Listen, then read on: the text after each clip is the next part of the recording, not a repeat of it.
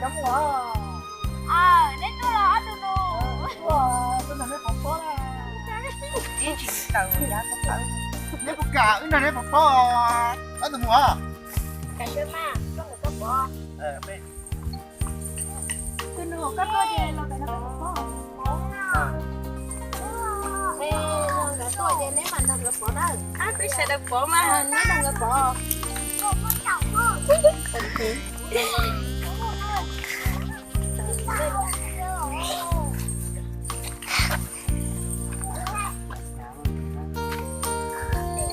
Đúng rồi, đây của tao có tụi lúa à. Tao chỉ nó tao phải Đó, là mà nó chết tao giờ đúng rồi. Tao cũng có một tụi lúa xả này. Tuột người tuột tuột này nó chết nó có một tụi lúa. Đây là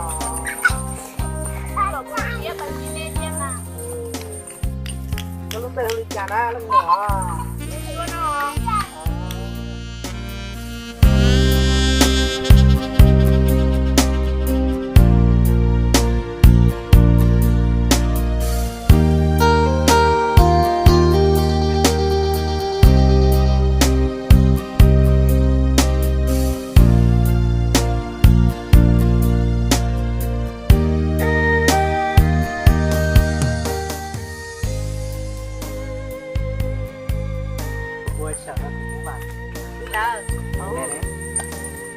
Cô clean rồi, thì cũng vừa.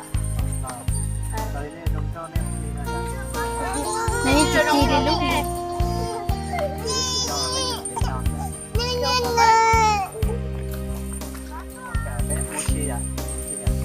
Mua xe họ tư mà. Đó, cô tao cơ má. Đúng rồi.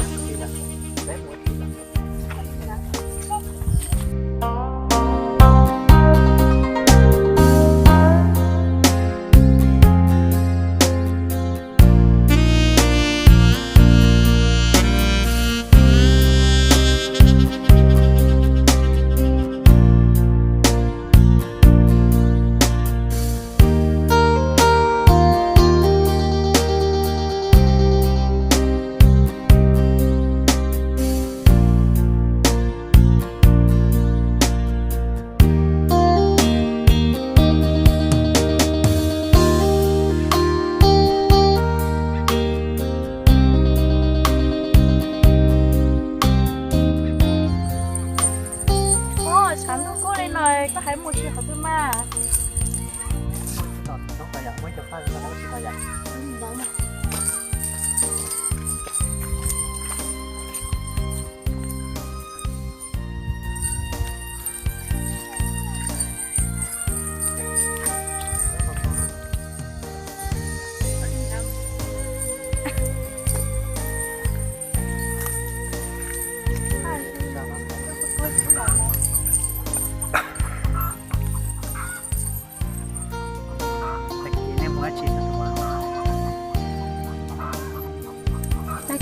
Bây giờ có một loại bó sứ ở đây đấy.